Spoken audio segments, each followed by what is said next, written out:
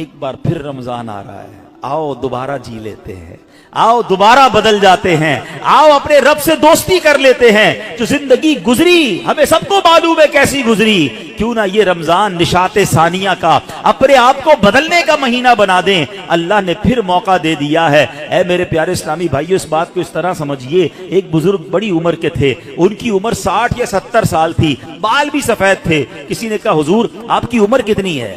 कहते 4 साल। हुजूर क्यों मजाक कर रहे हैं, इतनी बड़ी उम्र है, आपके तो अपने पोते पोतियां होंगी, आप कह रहे हैं 4 साल उम्र है। कहते हैं बात यह है कि उम्र तो बहुत ज्यादा है, बस तौबा किए हुए 4 साल ही हुए हैं, अल्लाह से दोस्ती किए हुए 4 ही साल हुए हैं, बाकी जिंदगी तो खेलों में गुनाहों में गुजार दी है। अब आप संभालें तो काम अपने संवर जाए, हमने तो कमाई सब खेलों में गवाई है। पता नहीं हम कब बदलेंगे, कब वो जिंदगी फिर हासिल करेंगे, वरना जिंदगी कैसे गुजर रही है हम में से बहुत सारे अच्छी तरह जानते हैं कि सुबह होती है, शाम होती है, जिंदगी यूं ही तमाम होती है। कभी कभी तो डर लगता है यार कि जिंदगी बढ़ रही है, हमारे गुनाह बढ़ रहे हैं, नेकियां बढ़ रही हैं। कभी सोचे तो सही, कोई बैलेंस शीट तो बनाओ कि हर गुजरने वाला दिन हम अपनी मौत के करीब हो रहे हैं। ये जो बर्थडे पर खुशी बनाते हैं उनको सोचना चाहिए। मैं नहीं कहता नाजायज है, लेकिन जिसकी 20 साल का हो गया, 25 साल, 30 साल, आप समझ रहे हैं आप आगे बढ़ रहे हैं, आप मौत के करीब हो रहे हैं, एक जिंदगी का साल कम हो रहा है, हर गुजरने वाला दिन हम कब्र के करीब हो रहे हैं। अकल क्या कहती है कि जो कब्र के जितना करीब होता जाए उसे नेकियां और बढ़ानी चाहिए, मगर हमारा तो माजरा ही अलग है। आला हज़रत कहते हैं ना, नफ्स ये क्या जुल्म है, जब देखो ताजा जुर्म है। नफ्स ये क्या जुल्म है, जब देखो ताजा जुर्म है। ना तुमां के सर पे इतना बोझ भारी, वाह वाह। रोज जुर्म, रोज गुनाह, रोज खताएं, हमारा बनेगा क्या? तो कितनी कमाल की बात इस बुजुर्ग ने कही कि मेरी उम्र तो 4 साल है, क्योंकि उससे पहले वाली जिंदगी तो मैं शुमार ही नहीं करता हूं। तौबा की है, नमाजें शुरू कर दी हैं, अल्लाह को राजी करने वाले काम शुरू किए, यही मेरी असल जिंदगी है। तो है मेरे प्यारे इस्लामी भाइयों, काश हमें ये बात समझ आ जाए और हम तौबा करने वाले बन जाएं। अल्लाह पाक के नबी हजरत ईसा अला नबीना वालेहिस्सलाम का फरमान है, लन यलिजा मलकूती समावाती मन लम यूलद मर्रतैन, यानी जो बंदा 2 मर्तबा पैदा नहीं होता वो आसमानी बादशाहत में दाखिल नहीं हो सकता है। ये बुजुर्गों के अक़वाल मिलते हैं कि दूसरी जिंदगी कब मिली तुम्हें? तौबा के बाद वाली जिंदगी, अल्लाह से दोस्ती वाली जिंदगी। ऐ शराब पीने वालों, ऐ नमाज़े कज़ा करने वालों, ऐ हराम काम करने वालों, ऐ छुप छुप कर गुनाह करने वालों, ऐ चोरी करने वालों, ऐ डाका डालने वालों, ऐ माँ बाप को सताने वालों, कब तक गुनाह करोगे? आओ वो महीना आ रहा है जिस महीने में हमें रब से दोस्ती करनी है, जिस महीने में हमारे दुश्मन, अरे हमें बहकाता कौन है? इब्लीस ना, शैतान। उसी शैतान को तो रमजान में बंद कर दिया जाता है। कितना हमारे लिए काम आसान हो गया, बहकाने वाला ही बंद है। अब तो तौबा कर लो, अब तो रब से दोस्ती कर लो, अब तो अपनी लाइफ को रिवाइव करके निशाते सानिया एक नई जिंदगी हासिल कर लो कि चलो इस रमजान से पहले वाली जिंदगी दूसरी, और अब जिंदगी अलग है। अब अल्लाह की रिजा वाली जिंदगी, अब सजदों वाली, अब नमाज वाली, अब हलाल वाली जिंदगी होगी। आपने 2 सहाबी के वाकयात सुने, 1 साल जिंदा रहे ज्यादा, वो शहीद से आगे बढ़ गए, क्योंकि वो 1 साल उन्होंने सजदों में, नमाजों में, रोजों में गुजारा। हमारा हर साल हमारे न जाने कितने गुनाहों में इजाफा करता होगा, हमें ये गौर करना चाहिए। काश अब जिंदगी को बदलने में कामयाब हो जाएं। हदीस पाक में फरमाया, इन्ना लिकुल्लि शैइन बाबन व इन्ना बाबल इबादतिस सियाम, बेशक हर चीज का दरवाजा होता है और रोजा इबादत का दरवाजा है। तो है मेरे प्यारे इस्लामी भाइयों, काश हम रोजे की अहमियत को समझें। हमारा एक और बड़ा प्रॉब्लम है, हमने रोजे का नाम बस भूखा प्यासा रहने को समझ लिया है। लोग जनाब, हमारे यहाँ तो ऐसे भी लोग पाए जाते हैं, बात आपको अजीब लगेगी। मैं बहुत छोटा था, हमारा इलाके में जब लोग सारी रात जागते हैं, तो एक साहब के बारे में किसी ने अजराए मजाक कहा कि ये साहब भोंपू तो भोंपू रोजा रखते हैं। मैंने कहा ये कौन सा रोजा होता है? हम जब छोटे थे, अब तो पता नहीं, वो सायरन बजते हैं, भोंपू कहते थे उसको, सहरी का सायरन तो इफ्तार का सायरन। मैंने ये कौन सा रोजा है? तो सारी रात जागते हैं, सहरी करके सो जाते हैं और अब इफ्तार में जाके उठते हैं। तो ना जोहर पड़ी ना असर पड़ी, मगरिब का भी पता नहीं है, ये कौन सा रोजा है? सिर्फ क्या भूखा प्यासा ही रहना है? फिल्में ड्रामे देख रहे हैं लोग, मोबाइल पे गेम्स चल रही हैं, म्यूजिक चल रहा है।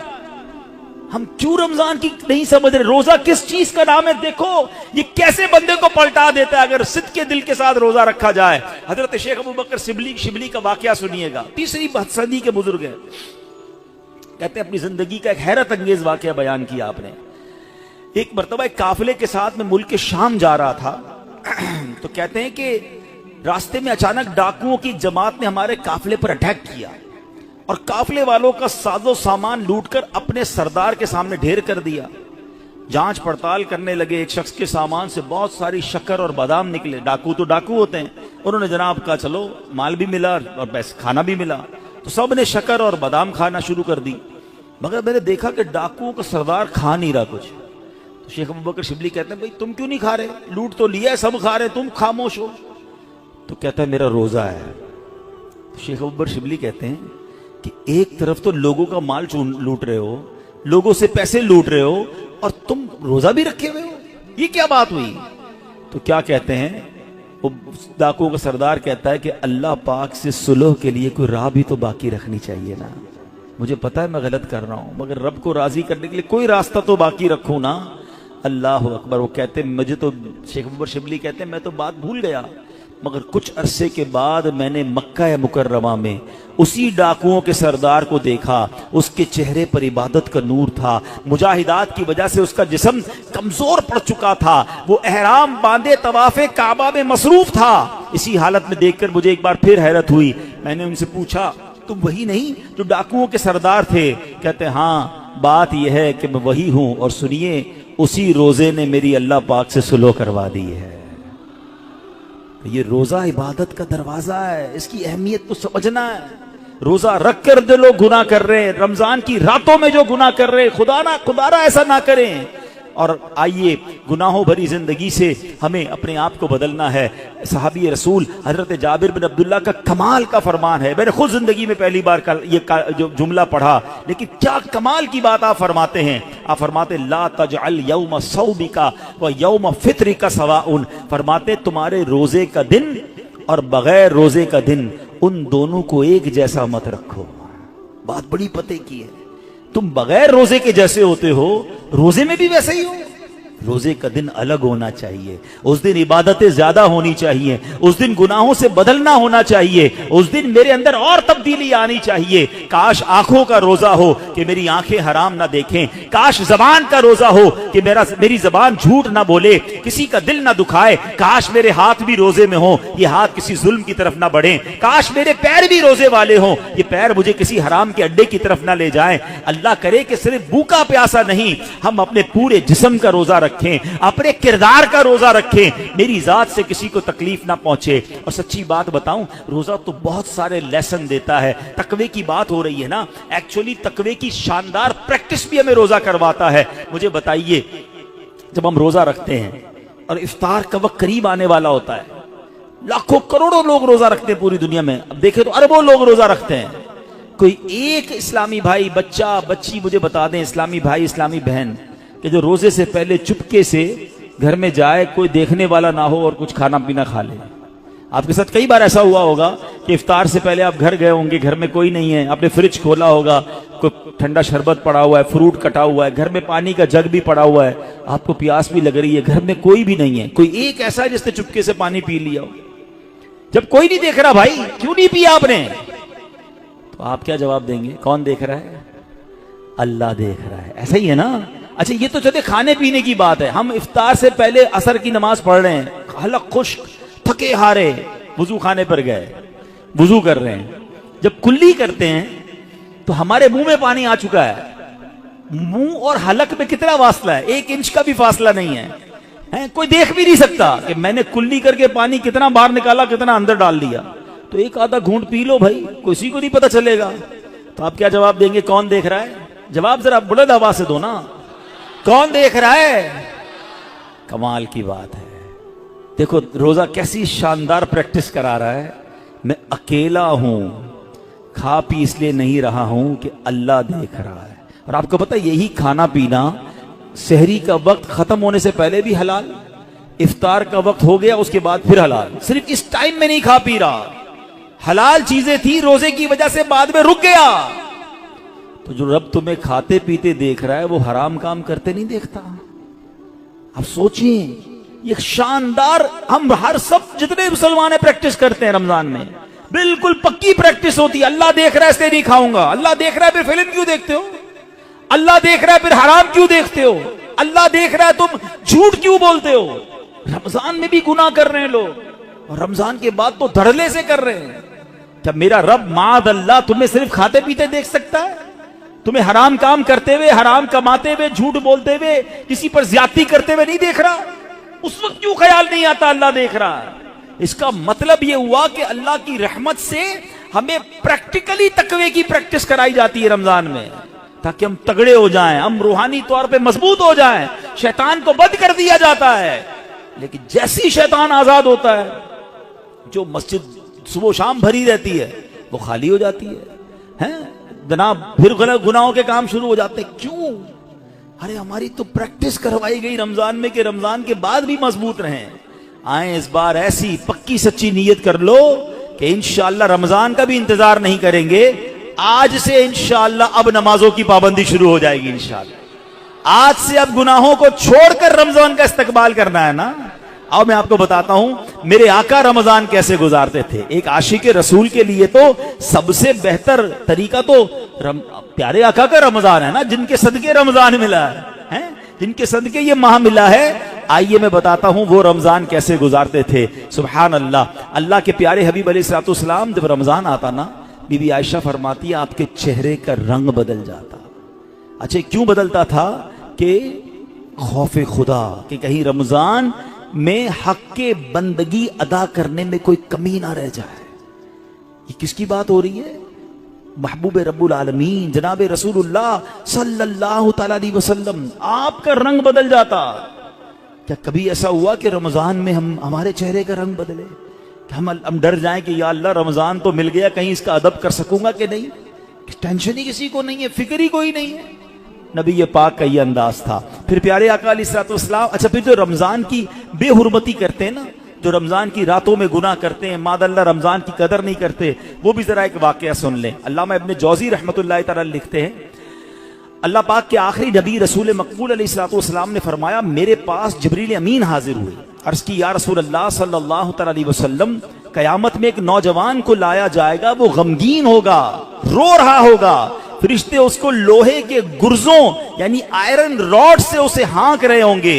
वो नौजवान 1000 साल तक अल अमान अल अमान पुकारता रहेगा, लेकिन उसको अमान नहीं दी जाएगी। फिर उस नौजवान को 1000 साल के बाद रब्बे कहार की बारगाह में पेश किया जाएगा। अल्लाह पाक फरिश्तों को हुक्म देगा कि इसे मुंह के बल जहन्नम में डाल दो। जिब्रील अमीन का बयान सुनकर रसूल अकरम सल्लल्लाहु तआला अलैहि वसल्लम ने फरमाया, ए जिब्रील ये कौन होगा? अर्ज किया हुजूर वो आपका एक उम्मती होगा। फरमाया उसका गुनाह क्या होगा? उसका गुनाह क्या होगा? अर्ज की या रसूल अल्लाह सल्लल्लाहु तआला अलैहि वसल्लम, ये वो बदनसीब है जिसकी जिंदगी में रमजानुल मुबारक तो तशरीफ लाया, मगर तौबा और इस्तगफार की बजाय माह रमजान को उसने गुनाहों में गुजार दिया। रमजान में गुनाह नहीं करने, ये बात समझ लो। आज मेरे प्यारे इस्लामी भाइयों, बात बड़ी समझने वाली है। मुझे एक बात बताएं, कोई कहीं भी गुनाह करे, गुनाह होता है, गलत है, मगर कोई मक्का पाक में जाके गुनाह करे, हुदूद हरम में जाके गुनाह करे, एक गुनाह 1 लाख गुनाह के बराबर हो जाता है, सजा ज्यादा हो जाती है। आपकी मस्जिद के बाहर रोड पे खड़े होके मादल्ला कोई गाली निकाले, हराम, लेकिन मस्जिद के अंदर आकर निकाले, आप क्या कहेंगे? खुदा का खौफ करो अल्लाह के घर में। तो इसी तरह कुछ मकाम की अहमियत होती है, कुछ वक्तों की अहमियत होती है, कुछ महीनों की अहमियत होती है। रमजान हमें बख्शवाने आया है, और अगर रमजान में भी गुनाह होंगे तो अल्लाह के गजब को दावत देने वाली बात है। हदीस पाक का मजमून है कि जो रमजान में एक गुनाह करेगा उसके 1 साल के अमाल बर्बाद कर दिए जाएंगे।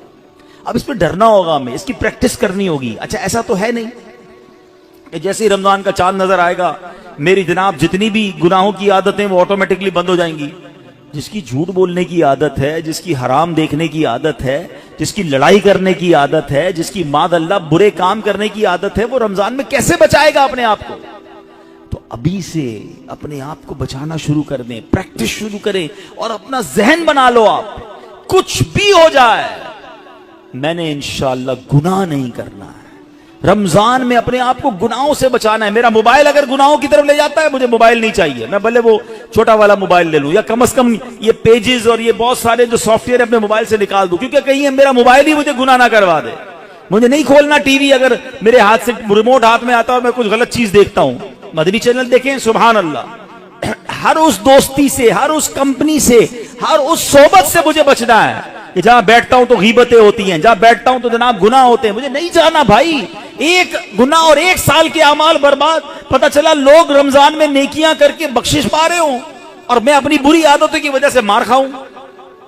ये बहुत सख्त अजाब है। देखिए, आपने सुना ना कि 1000 साल तक वो अल अमान पुकारता रहेगा, मगर उसकी पुकार नहीं सुनी जाएगी। एक और वाकया आपने सुना होगा, अमीर अहले सुन्नत ने फैजान रमजान में लिखा कि मौला अली शेर खुदा करमल्लाहु तआला वजहुल करीम ने एक मुर्दे के हालात देखे, उसे आग में जलाया जा रहा था। वो पुकारने लगा, ए अली मुझे बचाइए, मेरी सिफारिश कीजिए। मौला अली शेर खुदा हैं, अल्लाह की बारगाह में अर्ज करते, मौला इसको बख्श दे।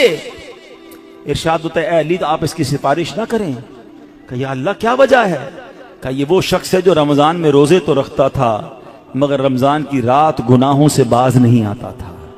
मौला अली को सिफारिश से रोक दिया गया। बहरहाल आप सोचिए, तो रोजे रखकर गुनाह करने वाले का हाल है, जो रोजा ही नहीं रखता उसका क्या होगा? तो खुदारा ये महीने में कदर करनी है। ये महीना मेरी और आपकी बख्शिश के लिए आया है। ये हमारे आमाल नामे को बहुत ज्यादा इंशाअल्लाह इंप्रूव करने के लिए आया है। अल्लाह करे कि हम इस महीने के बारे में सोचें। एक और अंदाज मेरे आका का क्या था, बीबी आयशा सिद्दीका रज़ियल्लाहु तआला अन्हा फरमाती हैं, जब रमजान का महीना तशरीफ लाता तो प्यारे आका अलैहिस्सलाम इबादत पर कमर बांध लिया करते।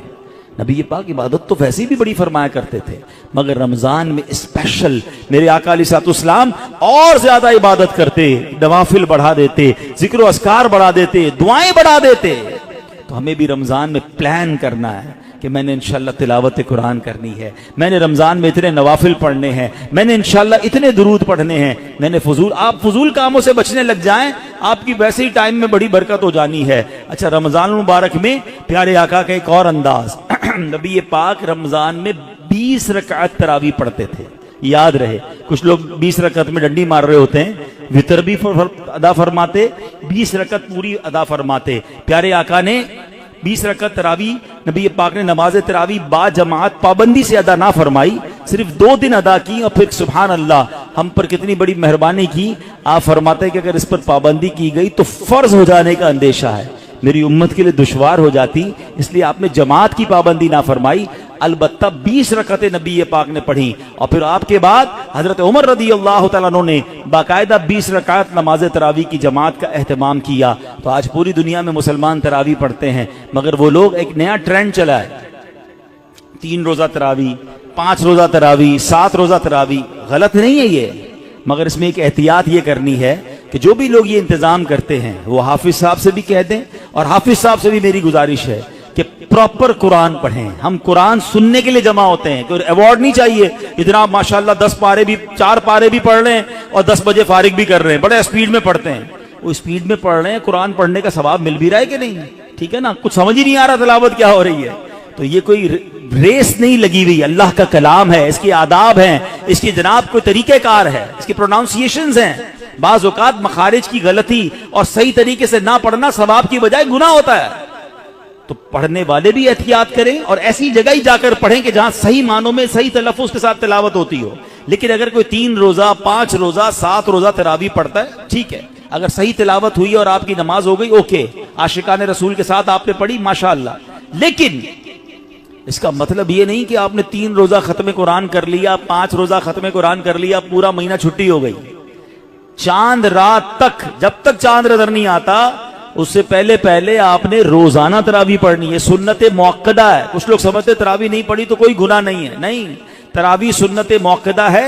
सैयदी आला हजरत फरमाते हैं सुन्नत मुअक्कदा के तर्क की आदत बना लेना गुनाह है। और मैंने आपको पहले बताया आज बयान के शुरू में, हर सजदे पर 1500 नेकियां हैं, तो सुस्ती तो करनी नहीं है। 20 रकतों के बाद तरावी के वितर के बाद नफल भी पढ़ने, अल्लाह करे सहरी में उठे तो तहज्जुद भी पढ़े, हर सजदे पर नेकियां हैं। तो हमें तो और इबादत करनी है, ना कि इबादत से जी चुराने के, दूर भागने के फार्मूले इख्तियार करें। नबी पाक का एक और बड़ा प्यारा अंदाज, मेरे आका जब जिब्रील अमीन प्यारे आका के पास आते ना, तो नबी पाक जिब्रील अमीन के साथ कुरान का दौर फरमाया करते हैं। हाय हाय हाय, हम में से बहुत सारे वो लोग जो तिलावत करते हैं, अच्छी बात है, मगर ये दौर वाली सुन्नत भी अमल होनी चाहिए है। दो दोस्त बैठ जाएं, मैं पहले आपको कुरान सुनाता हूं फिर आप सुनाएं, अल्लाह करे जबानी याद हो तो जबानी सुनाएं, वरना पढ़ के सुना दे। घर में मियाँ बीवी कर सकते हैं, बाप बेटा कर सकते हैं, भाई बहन, पर्दे के जो भी मामलात फैमिली के हैं वो देखकर अगर घर में भी अपने साथ बैठकर दौर करें और याद करें, वो कैसा मंजर होगा जब जिब्रील अमीन और नबी पाक कुरान का दौर फरमाया करते। और एक खास काम नबी पाक का ये होता कि रमजान में, वैसे तो मेरे आका से बढ़कर सखी कौन है, मगर रमजान में मेरे आका खूब सखावत फरमाते, हर आने वाले को अता फरमाते। रावी लिखते हैं ऐसी सखावत होती कि जैसे तेज आंधी चलती है, उससे ज्यादा नबी पाक की सखावत जो है वो जारी रहती। तो हमें भी चाहिए कि माह रमजान में हम सखावत करें, अपने दस्तरखान को भी वसी करें, और लोगों तक भी जनाब जो मुसलमान परेशान हैं उन तक जनाब आप मदद पहुंचाएं, यहाँ जिससे जितना बन सके। एक बात याद रखिएगा, जब भी बात सखावत की आती है ना, तो जहनों में ये बात आती है कि जनाब ये तो अमीरों का काम है। ये भूल है हमारी। सखावत जो है ना वो एक्चुअली दिल की गिना का नाम है। कोई बेशक 1 रुपया दे, अल्लाह की राह में इखलास के साथ दे, अपनी हैसियत के मुताबिक दे रहा है, हो सकता है उसके 1 रुपया किसी के लाख रुपए से बढ़ जाए। हदीस पाक में भी है, एक हदीस पाक का मजमून है कि 1 लाख से बढ़ गया। साहबी ने कहा हुजूर 1 लाख से कैसे बढ़ गया? तो कुछ इस तरह इरशाद फरमाया कि एक शख्स आया जिसके पास 2 दीनार थे या 2 दिरहम थे, उसने वो 1 अल्लाह की राह में दे दिया, और एक आया जिसके पास लाखों थे, वो लाखों में से उसने 1 लाख दिया। तो बताए ना ज्यादा बड़ा सखी कौन हुआ है? 2 में से 1 दे दिया, 50% दे दिया, तो असल सखी तो वो हुआ। तो अल्लाह की बारगाह में दिल देखा जाता है, ये ना देखो मैं कितनी क्वांटिटी दे रहा हूं, मगर आप ये सोच लो कि अपनी हैसियत के मुताबिक मैंने सखावत करनी है। और वैसे ही लोग बड़े परेशान हैं, ये दिन है सखावत करने के, किसी का दस्तरखान अच्छा कर दें, किसी की जनाब इफ्तारी सहरी अच्छी कर दें, किसी के बच्चों की ईद अच्छी कर दें। हमारा एक और बड़ा प्रॉब्लम है कि बाज़ औक़ात हम रोड पर मांगने वालों को तो बहुत कुछ दे रहे होते हैं, लेकिन घरों में लोग बड़े परेशान हैं, तो हमें सफेद पोश लोगों को तलाश करके, अच्छा अब ये भी जब कहता हूं तो लोग कहते हैं यार सफेद पोश कहां से मिलेंगे? भाई आज के दौर में जिसकी आमदनी 40-50 हजार से कम है वो परेशान ही है, वो हैंड टू माउथ है, उसका पूरा नहीं हो रहा। अल्लाह ने अगर किसी को नवाजा है तो बिन मांगे, एक बड़ा अजीब अंदाज भी आज हो गया है, भाई कोई जरूरत हो तो मांग लेना है। कहां से मांगेगा? जिसने सारी जिंदगी जुम्मे की नमाज पढ़ के खुद ही कुछ ना कुछ चंदा दिया था, अब उसके पैसे कम हो गए हैं, वो कैसे मांगेगा? कभी मांगा ही नहीं उसने। अब क्यों किसी को मांगने पर मजबूर कर रहे हैं कि मुझसे मांग लेना मैं दे दूंगा? नहीं, मुझे और आपको रब बिन मांगे दे रहा है। हम लोगों को कह रहे हैं हमसे मांगे, हम खुद देख लेना हमारे मुलाजिमीन में, हमारे पड़ोसियों में, हमारे रिश्तेदारों में जो इस लेवल के लोग हैं, और अगर अल्लाह ने आपको दिया है तो बिन मांगे देने की आदत डालें। खुशी खुशी उनके घर पे सामान भिजवा दें, राशन भिजवा दें, कैश भिजवा दें, उनके चेहरे पे मुस्कुराहट आप देखिएगा। कभी जिंदगी में वो नहीं मांगेंगे, वो कर्जा ले लेंगे मगर कभी किसी से मांगेंगे नहीं, क्योंकि मांगना उनको कभी आया ही नहीं। अल्लाह उनको कभी मांगने की नौबत में ना लाए, अल्लाह हमें भी ना लाए। अल्लाह से हम दुआ करते हैं कि मौला सारी जिंदगी देने वाला बनाए रखना, कभी मांगने की नौबत ना आए। अल्लाह हाथ ऊपर वाला अता फरमा, कभी फैलाने वाला हाथ अता ना फरमा। अल्लाह के आगे हाथ फैलाएंगे, अल्लाह कभी मखलूक के सामने ये नौबत ना लाए। लेकिन हमें भी ये ख्याल रखना चाहिए कि जिनको अल्लाह ने नवाजा है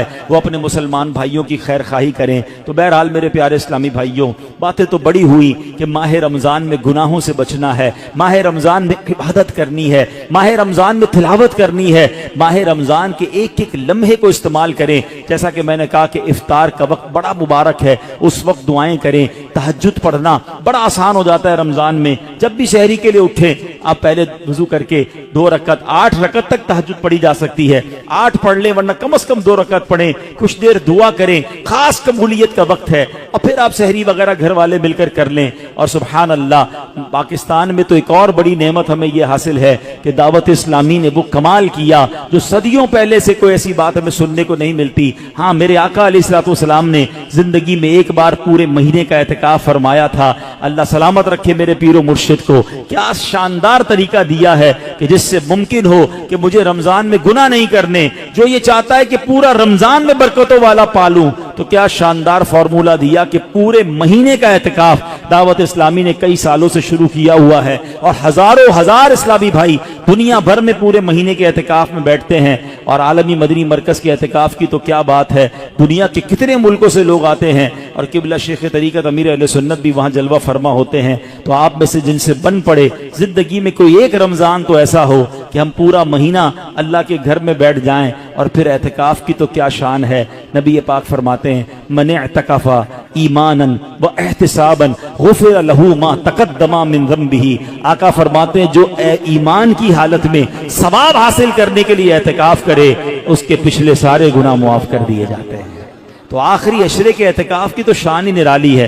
पूरा महीना नहीं तो आखिरी अशरे का एहतिकाफ करें। क्यों कि एक रात है, हाँ वो बड़ी कमाल की रात है। कुरान पाक में रमजान का तो जिक्र आया ना, उस रात के लिए तो पूरी सूरत आई है, सूरह कदर के नाम से।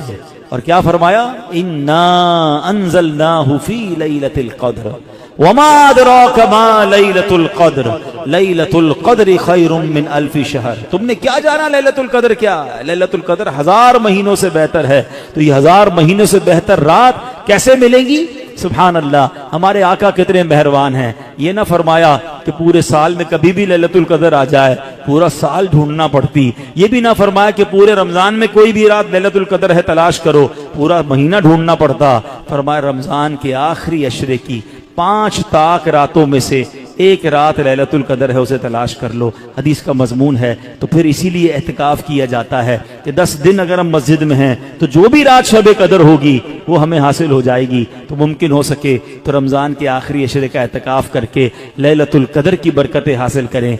रब्बे करीम से फिर दुआ है, ए मौला हमें सेहत के साथ, आफियत के साथ माह रमज़ान नसीब फरमा, पूरे रोजे रखना नसीब फरमा, पूरी तरावी पढ़ना नसीब फरमा, और जो बख्शे जाएं अल्लाह उन बख्शे हुओं के सदके हम गुनाहगारों की भी बख्शिश फरमा।